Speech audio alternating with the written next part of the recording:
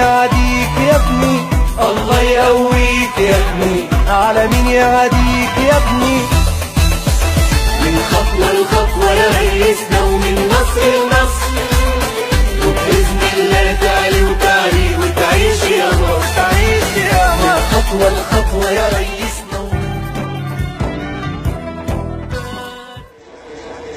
ارفع راسك لفوق انت مصري، ارفع راسك لفوق انت رئيسك السيسي، ارفع راسك لفوق انت حر صوتك، ارفع راسك لفوق تختار برلمانك بقوه وباحترام، ما يهمكش حد، ما حدش ليه املاء عليك، ما حدش ليه حاجه عندك، وان شاء الله النصر من عند الله.